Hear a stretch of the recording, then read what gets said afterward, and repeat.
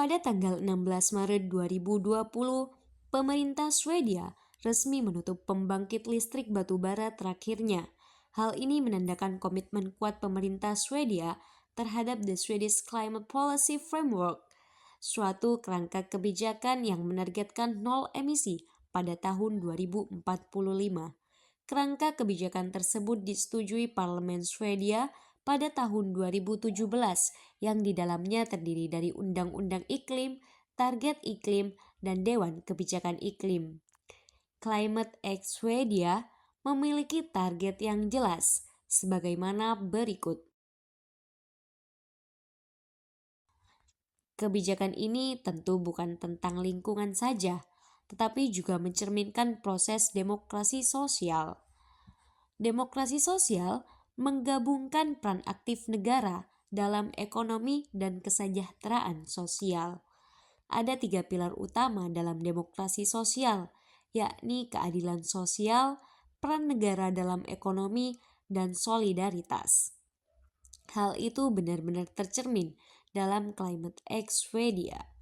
Pertama, dalam keadilan sosial, demokrasi sosial menekankan kesejahteraan untuk semua warga negara, terutama bagi kelompok yang paling rentan terhadap adanya perubahan kebijakan.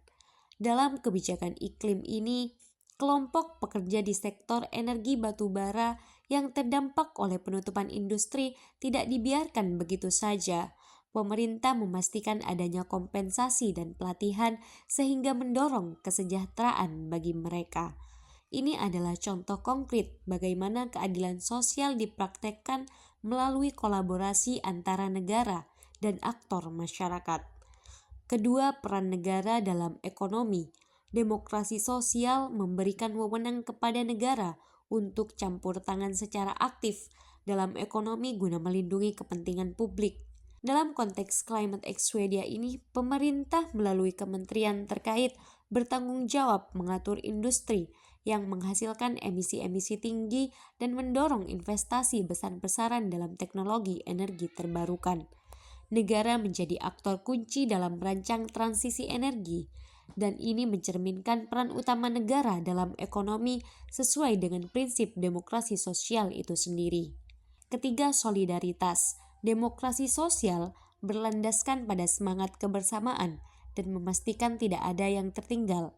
Dalam transisi energi Swedia, pemerintah pusat bersama otoritas lokal memastikan bahwa komunitas pedesaan yang biasanya tertinggal dalam perubahan teknologi ikut serta dalam transisi energi.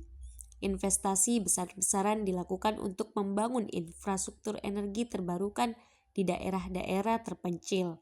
Dengan keterlibatan langsung komunitas lokal, hal ini memperkuat komitmen terhadap solidaritas sosial yang menjadi salah satu pilar penting dalam demokrasi sosial.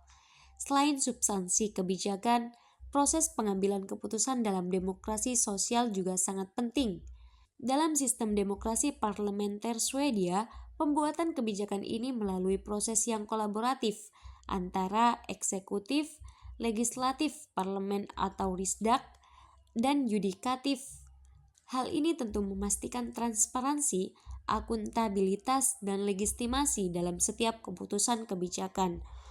Proses ini mencerminkan bagaimana demokrasi sosial di Swedia bekerja melalui partisipasi, kolaborasi antara berbagai lembaga, dan akuntabilitas yang kuat untuk kepentingan publik.